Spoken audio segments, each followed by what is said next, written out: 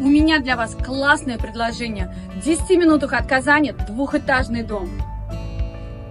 Навес под машину. Вокруг дома готовая отмостка. А здесь место для летней террасы. Облагороженная территория. Большое преимущество – тупиковая улица.